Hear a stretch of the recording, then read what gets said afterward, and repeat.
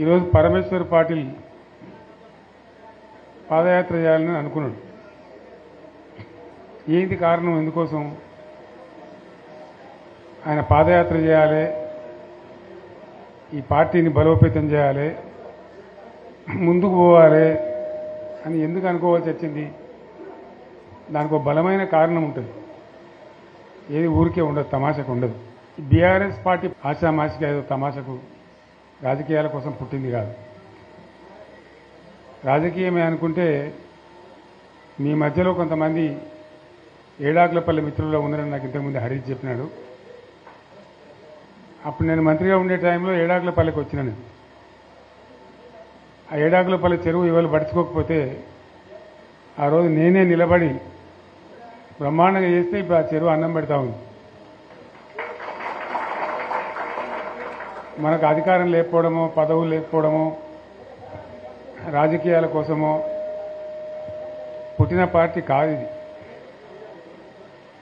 మీ అందరికీ నేను మనవి చేసేది ఏంటంటే, ఇలా పరమేశ్వర్ పాటిల్తో పాటు వచ్చిన మిత్రులు మీరు చాలా దీక్షతో వచ్చినారు. మిగతా మిత్రులు కూడా దయచేసి వచ్చిన వాళ్ళు నేను అందరికీ కూడా కోరేది, చారిత్రక సందర్భంలో తెలంగాణ అనేటువంటి ఒక జాతి ఇతరుల చేతుల్లో చిక్కి విలవిల్లాడి సర్వనాశనం అయిపోయిన పరిస్థితి. మీకు ఇంకో విషయం కూడా చెప్పాలి, మీరు జహీరాబాద్ నుంచి వచ్చినారు కాబట్టి. నేను ఉద్యమానికి ఇక పోవాలి, ఇక తప్పదు,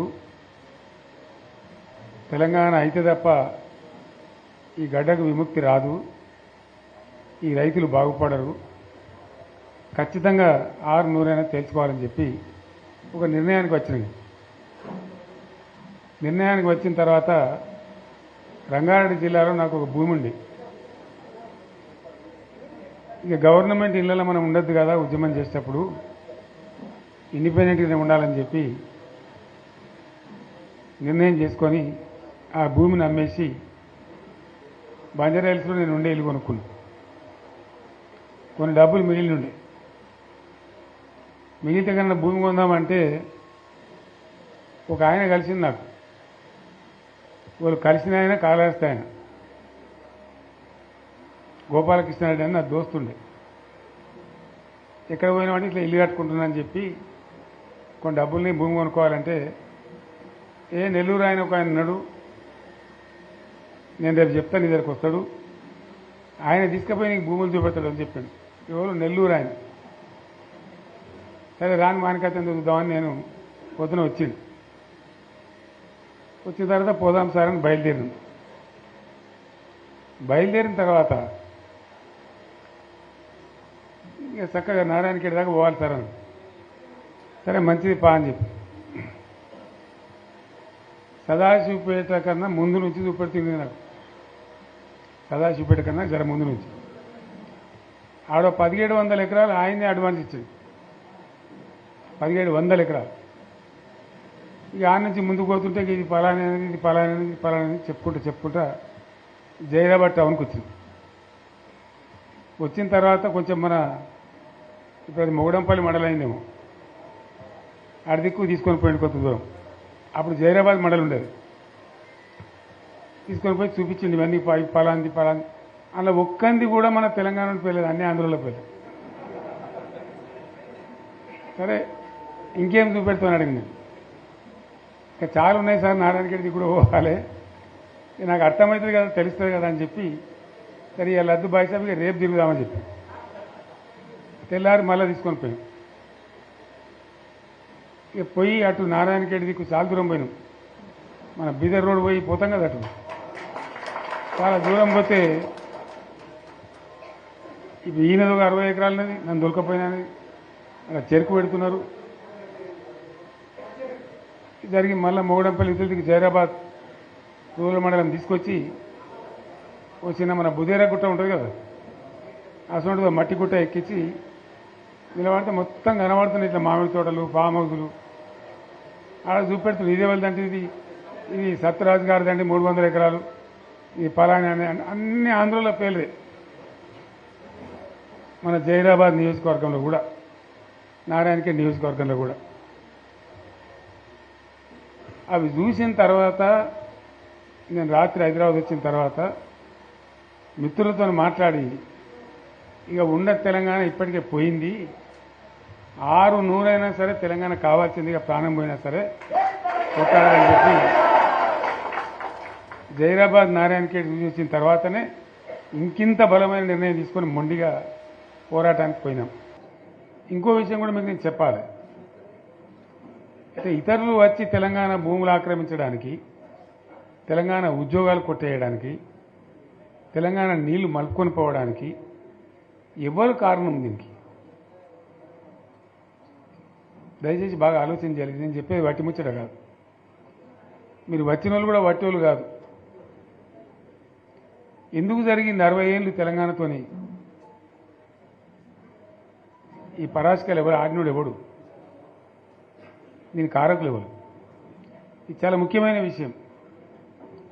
దయచేసి నేను చెప్పేది వినాలి. మీరు వెళ్ళిన తర్వాత మేము ఈ గ్రామాలలో చర్చ కూడా పెట్టాలని నేను కోరుతున్నాను. తెలంగాణ ఆగమైపోవద్దు కదా, నబటోని ముందర జారిపడద్దు కదా, మనకు కూడా చీము నెత్తురు పౌరుషం ఉండాలి కదా. ఏం జరిగింది? ఎవడు దీన్ని నాశనం పట్టించినాడు? ఎవడు? కాదు కాదు, మన తెలంగాణ వాళ్ళే. సింపుల్ ముచ్చట కదా. దోపిడీ చేద్దామని వచ్చేటోడు ఎప్పుడు దోపిడీదారుడే, కానీ వాడిని సర్ది కట్టినాడు ఎవడు? నేను ఉద్యమంలో చెప్పే కదా, కత్తి ఆంధ్ర ఉందే కానీ పొడిచేటోడు తెలంగాణ ఉండే.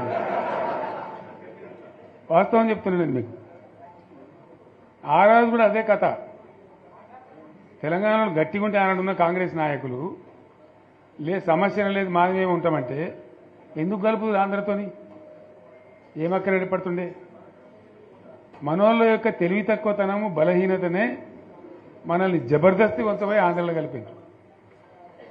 ఆ గోస 60 ఏళ్ళు అనుభవించినాం మనం. ఏం గోస అది నాకు అర్థం కాదు. లేక కాదు కదా. కరెంటుకి ఏం గోస పడ్డాం? ఏం పరాస్కలు ఆడు మనతోని? ఒకడు బట్టలు ఆరేయాలంటాడు, ఇంకోటి అంటాడు. జోకులు మన మీద. ఆ ట్రాన్స్ఫార్మర్లు కాలిపోవుడు, మనం లంచాలు ఇచ్చుడు. ఒకసారి యాడ్ చేసుకుంటే ఇప్పుడు మళ్ళీ కళ్ళకి నీళ్ళు వస్తాయి. ఎందుకు పడ్డాం అంత బాధ, అంత అవస్థ? ఆనాడు నేను వచ్చి తిరిగిన బాగా, కానీ నేను ఒక మంత్రిని మాత్రం నేను చేయగలిగే తక్కువ. ఉన్నంతలో తిరిగిన మా బడంగపేట చెరువు కానీ, ఏడాకులపల్లి చెరువు కానీ, గొడిగాడిపల్లి చెరువు కానీ కొన్ని పనులేదో చేయగలిగినాం అప్పుడు చేసేంతలో. కానీ ఇక ఎందుకైనా మంచిది ప్రాణం పోయినా సరే అని చెప్పి కొట్లాన్ని దిగినాం. కొందరు వెనుక, కొందరు ముందు. మనోళ్ళు జమ కావడానికి ఆలస్యం పట్టింది, టైం పట్టింది. కానీ తెలంగాణ తెచ్చుకున్నాం. ఒక 20-25 ఏళ్ళు గోసపడ్డ కరెంటు. 25 ఏళ్ళు కదా. మూటలు గాలుడు, ట్రాన్స్ఫారం గాలుడు, లంచాలిచ్చుడు, అంత గోసపడ్డటువంటి బాధను 6-7 నెలలనే 24 గంటలు అందరికీ కరెంట్ సెట్ చేసినాం. మరి కాంగ్రెస్ వాళ్ళు చాలా పెద్ద సిపాయిలేనాయి. ఒకరిని మించిన వాడు ఉండే. మరి వాళ్ళు ఎందుకు చేయలేకపోయింది 25 ఏళ్లలో? మన తెలంగాణ వచ్చినాక మరి మనం ఎట్లా చేసుకున్నాం, నడుపుకున్నాం 7-8 ఏళ్ళు. మంచినీళ్ళ బాధ పూర్తిగా తీర్చుకున్నాం. ప్రతి ఇంటికి నల్లాల ద్వారా నీళ్ళు వచ్చినట్టు ప్రతి ఇంట్లో నల్లా పెట్టి నీళ్ళు ఇచ్చుకున్నాం. తెలంగాణ వస్తే లాభమైంది, మా ప్రజలకు కొన్ని మౌలికమైన బాధలు పోవాలి, కొన్ని అవస్థలు తీరాలని చెప్పి మిషన్ భగీరథ కావచ్చు, మరొకటి కావచ్చు, కరెంటు కావచ్చు తెచ్చుకున్నాం. 24 గంటలు కరెంట్ ఇచ్చుకున్నాం. ఏమైనా ప్రాజెక్టు చెరువు కింద నీళ్ళు తీసుకుంటే బంద్ చేసినాం. నీటి తీరువా రద్దు చేసినాం. అట్లా ఎన్నో సదుపాయాలు చేసుకున్నాం. రైతులకు బాగా జరుగుతుండే. అప్పుడప్పుడు ఏమవుతుంది, కొన్ని దుష్ట దినాలు వస్తాయి, చెడు గడియలు వస్తాయి. మనోళ్ళు కూడా అలవోకగా ఓట్లేసారు. మీరు గొప్పలో మీరు మాణిక్యరావుని గెలిపించారు. కానీ కొన్ని నియోజకవర్గాలలో నేను చెప్పినా కూడా అప్పుడు మంది మాటలు పట్టుకొని మారుమానం పోతే మళ్ళీ వరకు ఇల్లు కాలిపోతుంది, వీళ్ళని నమ్మితే అమాంతం మింగుతారు, మోసపోతాం, రైతు బంధుకు రామరామ అంటారు, దళిత బంధుకు జై భీమ్ అంటారు. వీళ్ళు ముంచుతారా నాయన అని చెప్పిన నేను. ఏమో మీ సంగతి ఎంతో చూద్దామని ఆయనతో వేసారు. వేసింది ఇరుకపోయారు, బాయిలో పడ్డారు, అయిపోయి ఉన్నాయి అన్ని వీక్ అయిపోయి మళ్ళీ మొదటికి వచ్చానా కైలాసం ఆడలో పెద్ద పంపించినట్టు అయింది మళ్ళీ. అంతే కదా, గ్యారంటీగా మంచిగా సంసారం జరుగుతుంది. ఇద్దరు తువ్వకొచ్చినాం, రైతులు ఇంత ముఖం తెలివి అవుతుండ్రి, ఇంత బాకీలు కట్టుకుంటుండ్రి. ఎంతోమంది పాపం సిటీలు వేసుకుందరు, ఏదో వేసుకుందరు. రైతు బంధు పైసలు పడితే ఎంత సంతోషం ఉంటుండే. ఆయన పోయిన ఇప్పుడు గంగలు గడిచిపోయి ఇప్పుడు వాడు ఇస్తాడో ఈడో భగవంతుని కనుక ఇచ్చినా కూడా మోసమే. ఏదో మళ్ళీ ఎలక్షన్ కోసం దానికోసం చేస్తారు తప్ప కడుపు నిండా ప్రేమను ఇచ్చేది ఇట్లే ఉంటుందా? మనం ఉన్నప్పుడు కరోనా వచ్చింది. కరోనా వస్తే కూడా నేను రైతు బంధు ఆపలే. కరోనా వచ్చి రాష్ట్రానికి రూపాయి ఆదాయం రాకపోయినా వ్యవసాయం అయితే జరగాలి కదా, తప్పద్దని చెప్పి ఈవెన్ కరోనా ఉంటే కూడా రైతు బంధు ఆపలే. అంత ఒక నిర్ణయం తీసుకొని రైతాంగాన్ని నిలబెట్టాలని, కాపాడుకోవాలని చెప్పి ఒక 4-5 మంచి స్కీములు తెచ్చి వాళ్ళని కాపాడుకున్నాం. గౌరవంగా బతికిన రైతులు ఒక ధీమా వచ్చినుండే. రైతు బీమా పడితే ఎంతమందికి సాయం జరిగింది? గుంట భూమి ఉన్న కూడా మంచిగా సాయం జరిగింది, చిన్న రైతు కూడా సాయం జరిగింది. అట్లా అందరికీ మనం గొర్రెల కాపలకు గొర్రెలు ఇవ్వడం కానీ, చేప పిల్లలు కానీ, అనేక రకాల అన్ని వర్గాల ప్రజలను ఎట్లా ఆదుకోని అట్లా ఆదుకున్నాం. మా తెలంగాణ కదా మేము తెచ్చుకున్నాం కష్టపడి, మా వాళ్ళందరి పైకి రావాలి. కాంగ్రెస్ గవర్నమెంటు, కాంగ్రెస్ పార్టీ మొదటి నుంచి కూడా ముస్లింలో ఓట్లేసుకునే తప్ప ముస్లింలకు మనం చేసినరా? ముస్లిం మైనార్టీ పిల్లలకు, మన గిరిజన పిల్లలకు, మన ఎస్సీ పిల్లలకు, మన బీసీ పిల్లలకు ఎంత మంచి రెసిడెన్షియల్ స్కూల్ పెట్టుకున్నాం. అందరినీ కూడా ముందుకు తీసుకుపోవాలి. ఇవాళ మన కళ్ళ ముందనే నాకు బాధ కలిగేది ఏంటంటే, చిన్న వర్గాల ప్రజలు కాన్వెంట్ స్కూళ్ళలో చదివించలేరు, వాళ్ళ పిల్లలు కూడా బాగా చదవాలని చెప్పి ఎస్సీలకు, బీసీలకు, మన గిరిజనులకు, మన మైనార్టీ సోదరులకు గురుకుల పాఠశాలలు పెట్టాం. అద్భుతమైన చదువు చదువుకునే వాళ్ళు. ఇవాళ మొత్తం రోజు బడి పిల్లలు విషాహారము, కడుపు నొచ్చుడు, బాధపడు, పురుగులు అన్నం పెట్టుడు. పిల్లలు వెళ్ళిపోతున్నారు, ఆ స్కూళ్ళ నుంచి ఇళ్ళకి వెళ్ళిపోతున్నారు. తల్లిదండ్రులు కూడా భయపడి తీసుకుపోతున్నారు. ఏం ఘోరం ఇది, నాకు అర్థం కాదు. మళ్ళీ ఇది చేసేవాడు ఇప్పుడు మళ్ళీ అదే కాంగ్రెస్ పార్టీ. అంతేనా? మళ్ళీ పాత కాంగ్రెస్ మోపోయింది, మళ్ళీ కరెంటు కోతలు మోపోయినాయి. ఎండాకాలం ఇంకేం గతి అవుతుందో, మార్చి ఏప్రిల్ ఏమవుతుందో. ఇంకా ఇక్కడ కరెంటు కోతలు మోపోయినాయి, ఇటు మంచినీళ్ళు సరికొత్తలేవు, అడిగే నాతులు లేడు. ఎవడన్నా గట్టిగా నిలదీసి అడితే వాడిని పోలీస్ స్టేషన్లో పట్టేయడం. ఇదేనా రాజ్యం? ఇట్లే ఉంటుందా రాజ్యం? ఎందుకు వచ్చింది ఈ పరిస్థితి చెప్తా. నాకు తెలిసి నాకేం గుర్తులేదు. నేనేమంటున్నా అంటే, ఇట్లా అనేక పనులు చేసుకున్నాం మనం. గోదావరి నుంచి నీళ్ళు తెచ్చుకున్నాం, నీళ్ళు తెచ్చుకొని మంచినీళ్ళ తర్వాత సాగునీళ్ళు ఎంబడబడ్డాం. మెదక్లో యువతల ప్రాంతం అంతా కొంత అందినాయి నీళ్లు, పాత మెదక్ జిల్లాలో. మీదికి మిగిలిపోయినాయి మన 2 తాలూకాలు ఉండే, నారాయణఖేడ్, జైరాబాద్. వాళ్ళకి నీళ్ళు రావాలి. ఎట్లా రావాలి గోదావరి నీళ్లు? సింగూరు ఓ టైంలో నిండుతుంది, ఓ టైంలో నిండది. మరి నిండినప్పుడు ఎట్లా? గోదావరి నీళ్ళే దిక్కు. ఇక్కడ ఏదైతే మల్లన్న సాగర్ కట్టామో 50 టీఎంసీలతోని, దీనికే లింకు చేసి సింగూరు నింపేటట్టు సింగూరు నుంచి లిఫ్ట్ చేసి సంగమేశ్వర, బసమేశ్వర అని 2 లిఫ్ట్లు పెట్టుకున్నాం. 2 తాలూకాలకు, రెండింటికి కూడా లక్ష ఎకరాల పైచీలకు వచ్చేటట్టు ఎకరాల నీళ్ళ స్టెట్ పెట్టుకున్నాం. టెండర్లు పిలిచినాం, పనులు స్టార్ట్ అయినాయి, గుత్తేదారులు వచ్చిండ్రు, పనులు మొదలుపెట్టిండ్రు. ఇవాళ ఈ కాంగ్రెస్ గవర్నమెంట్ ఆ టెండర్లు ఎందుకు ఆపింది? సంగమేశ్వర, బసవేశ్వర ఎత్తిపోతల పథకాలు ఎందుకు నిలిపేసింది? ఎవరి కోసం నిలిపేసినట్టు? నేను హరీష్ రావుకు చెప్తున్నా, మీరు 2 తాలూకాల ప్రజలను కూడా సమీకరించి సంగమేశ్వర, బసవేశ్వర మీద పెద్ద ఎత్తున దండయాత్ర చేయాలి, పోరాటం చేయాలి. తప్పదు కదా, కొట్లాడితేనే తెలంగాణ వచ్చింది. ఇది కూడా రావాలని కొట్లాడంటే ప్రజలు విజృంభించాలి, అయితేనే నీళ్ళు వస్తాయి. సంగమేశ్వర లిఫ్ట్ రావాల్సిందే, బసవేశ్వర లిఫ్ట్ రావాల్సిందే. ఖచ్చితంగా రెండు తాలూకాలకు కూడా 1,50,000 ఎకరాలకు నీళ్లు వస్తే పంటలు పండితే మనం బతుకుతాం. అంతే కదా, ఆందోళన కొడుతుంది. దానిలో సంగమేశ్వర బసవేశ్వర ఆందోళన కూడా ఉంది. సింగూరు కాక సింగూరు మీది ప్రాంతానికి వచ్చేదంతా కూడా దాదాపు 70,000-80,000 ఎకరాల ఆందోళన కూడా ఉంది. సో అంత మంచి ప్రాజెక్ట్ ఇవాళ కాంగ్రెస్ ఎందుకు ఆపింది? ఓ మినిస్టర్ ఉన్నాడా, ఆయన ఆందోళన. మరి ఆయన ఏం చేస్తున్నట్టు?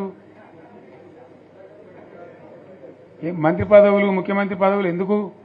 10 మందికి మెయిల్ చేయటానికా, లేదా తమాషా చేయడానికా? డ్రామా కాదు కదా. కాబట్టి మనం వీళ్ళ మెడలు వంచి ఖచ్చితంగా వాటిని సాధించాలంటే పోరాటానికి సిద్ధం కావాలి. ఓపిక పెట్టినాం మనం ఓపిక పెట్టలేదు. ఇప్పుడు 14 నెలలు అవుతుంది ఈ గవర్నమెంట్ వచ్చి. మనం ముందే అంటే మనం కన్నేరు అందరూ ఇంకోటి అందరూ ఓపిక పెట్టినాం. ఇప్పుడు వాళ్ళు ఇక కుయ్యలేదు, కుట్టుకోలేదు, ఏం లేదు, మాటనే లేదు. అంటే మనం కొట్లాట చేయాలి. ప్రత్యక్ష ప్రజా పోరాటాలు లేవదీసి ఖచ్చితంగా ఈ ప్రభుత్వం మెడలు వంచి సంగమేశ్వర బసవేశ్వర సాధించాలి. అటువంటి అవసరం ఏర్పడితే పోరాటాన్ని నేను కూడా మీతో పాటు వస్తానని మనం చేస్తాను. తప్పదు. మరి మనకేం చేస్తాం? మంచి మాట మంచి మాట, చెడ్డ మాట చెడ్డ మాట, అంతే కదా. పోరాటం లేవదీయాల్సిందే. మీ ఎమ్మెల్యే మాణిక్యరావు నాయకత్వంలో, అక్కడ మాజీ ఎమ్మెల్యే భూపాలరెడ్డి నాయకత్వంలో, మీ జిల్లా నాయకుడు హరీష్ నాయకత్వంలో ఖచ్చితంగా దీని మీద పోరాటానికి మీరు బాటలు ఏర్పాటు చేయండి. మొత్తం యావత్ జిల్లా కూడా మీతో కలిసి వస్తుంది. అందరు నాయకులు వస్తారు, అందరు కూడా ఉంటారు. సంగారెడ్డి ఎమ్మెల్యే గారు కూడా మీతో పాటు ఉంటారు. అందరం కలిసి కొట్లాట తప్ప రాదు. అయితే ఈ కొట్లాట మనకు తప్పదు. ఎవలకు? బీఆర్ఎస్ వాళ్ళకు. ఎందుకంటే బీఆర్ఎస్ పుట్టిందే తెలంగాణ కోసం. తెలంగాణ సాధించడం, తెచ్చిన తెలంగాణను లైన్లో పెట్టినాం మనం. మళ్ళీ ఇప్పుడు ఈ దరిద్రులు వచ్చి మళ్ళీ నాశనం పడుతున్నారు, అంతే కదా. మళ్ళీ దీన్ని కాపాడాలంటే ఎవడు కాపాడాడు? మళ్ళీ మన నుంచే కావాలి. మళ్ళీ ఇది లైన్లోకి రావాలి. అందరూ మంచిగా ఉండాలి. ఎందుకంటే మనకు, మన పార్టీకి కులం లేదు, మతం లేదు, జాతి లేదు. తెలంగాణలో ఉన్న ప్రతి బిడ్డ మనోడే. వాళ్ళు ఏ మతం ఉన్నారు, ఏ కులం ఉన్నారు మనకు అవసరం లేదు. ఈ తెలంగాణ బార్డర్ గీత లోపలిన బిడ్డలు అందరు మనోళ్ళే. అందరూ బాగుపడాల్సిందే. ప్రతి ఒక్కరికి న్యాయం జరగాల్సిందే. ఆ న్యాయం జరిగి ఆ ఫలితాలు తెలంగాణకు వచ్చేదాకా ఇంకెవ్వడు కొట్లాడాడు, ఎవరితో కాదు. అది అబద్ధాల పంచాంగం. మళ్ళా మనమే కొట్లాడాల, అంతేనా? పక్క మాటేనా ఇది? కొట్లాడదాం కదా. ప్రాణం పోయినా సరే తెలంగాణకు రక్షకులు మనమే. తెగించి కొట్లాడాల్సిందే. తెలంగాణ హక్కులను కొట్లాడాల్సిందే మనమే. కొట్లాడి తీరాల్సిందే. అలా రెండవ మాట లేదు. కాబట్టి దయచేసి అవసరమైన సందర్భంలో మీ జిల్లా నాయకులు పిలిపిస్తారు, రాష్ట్రం నుంచి నేను కూడా పిలిపిస్తాను. మీరు సిద్ధపడి ప్రత్యక్ష ప్రజా పోరాటాలు లేవదీసైనా సరే మన ప్రాజెక్టులు సాధించుకోవాలి, మన నీళ్లు సాధించుకోవాలి, మన ప్రజలకు అన్యాయం జరుగుతుంటే ఎదురు తిరగాలి, కొట్లాడాలి. తప్పకుండా ప్రజలకు న్యాయం చేసేదాకా మనం ముందుకు పోతూనే ఉండాలి. తెలంగాణ కోసమే బయలుదేరిన జెండా గులాబీ జెండా. తెలంగాణను సాధించింది గులాబీ జెండా. తెలంగాణను మంచిగా చేసి లైన్లో పెట్టింది గులాబీ జెండా. భారతదేశంలో నంబర్ 1 అనేక విషయాలలో చేసి సాధించి చూపెట్టింది గులాబీ జెండా. జర్రంత మోసం జరిగింది. ఆ జర్రంత మోసానికి ఇవాళ ఓడోడిగా ఉనుక మీద రోకలనే దుంకులాడుతుండు, అంతే కదా. ఎందుకు వానికి దాని కూడా ఏమేమో మాట్లాడుతుండు. సరే, నేను గంభీరంగా మౌనంగా చూస్తున్నా. నేను కొడితే వట్టి కొట్టు నాకు అలవాట్లేదు కదా. నేను వెళ్ళినా అంటే మళ్ళీ భూకంపం పుట్టాలి. ఇక చూద్దాం ఎక్కడి దాకా చేస్తారో, వీళ్ళ కథ ఏందో చూద్దాము. మనోళ్ళందరూ కూడా ప్రతిపాదిస్తుంది ఏంటంటే, 1 సంవత్సరం జరిగిపోయింది. సంగమేశ్వర ఆన్నే పన్నది, బసవేశ్వర ఆన్నే పన్నది, పాలమూరు ఎత్తిపోతల పథకం ఆన్నే పన్నది, కాళేశ్వరం అట్లా ఎండబెడుతున్నారు. ఇవన్నీ అన్యాయాలని. కాబట్టి ఫిబ్రవరి నెలాఖరులో ఒక పెద్ద బహిరంగ సభ పెట్టాలి, వీళ్ళ కథ చూడాలి అనేది జరుగుతూ ఉంది. కాబట్టి మీరు కూడా పెద్ద ఎత్తున దయచేసి ఆ సభకు కదిలి రావాలి. అంత దూరమే ఉండదు. తెలంగాణ శక్తి ఏందో మరొకసారి చూపించి వీళ్ళ మెడలు వంచి ఇప్పుడు సాధించాలి. భవిష్యత్తు కోసం కూడా కొట్టాడకు మనం సిద్ధంగా ఉండాలి. ₹1 కోటి భూమి ఇప్పుడు 50 లక్షల కాడికి వెళ్ళాడు.